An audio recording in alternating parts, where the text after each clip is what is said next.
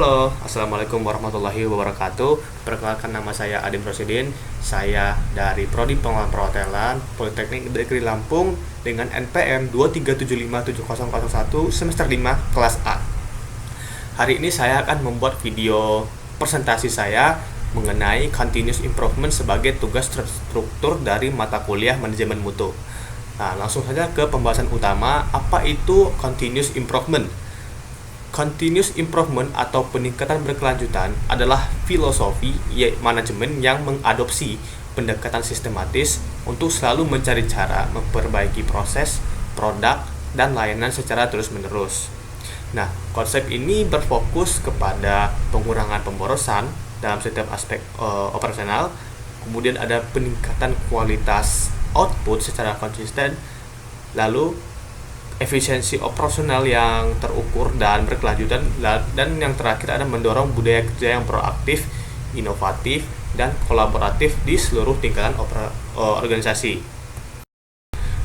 Baik, lanjut. Dan dalam metodologi penelitian manajemen mutu ini kita menggunakan model DMAIC yang artinya adalah metodologi terstruktur yang menjadi tulang punggung implementasi Six Sigma yang terdiri dari 5 fase yang berurutan.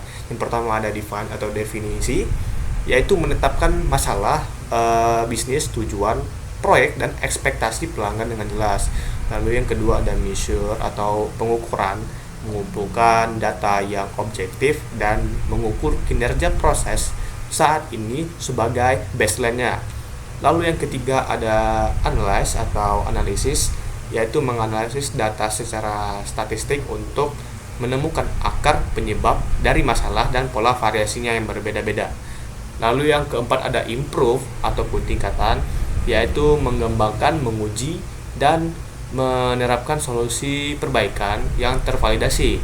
Lalu yang kelima ada control atau kendali, yaitu memastikan perbaikan berkelanjutan melalui sistem monitoring dan stabilitas proses jangka panjang.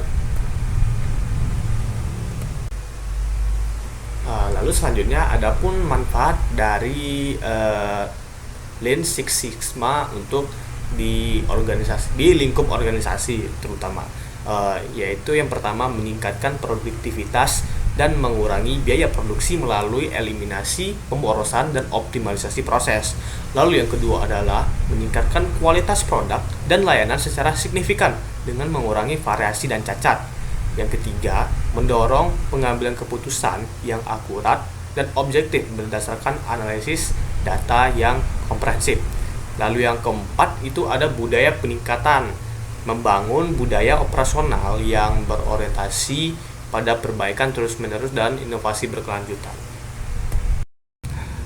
Baik, jadi secara keseluruhan, konsep continuous improvement mengajarkan kita untuk selalu melakukan perbaikan secara berkelanjutan tanpa merasa cepat puas dengan hasil yang sudah ada.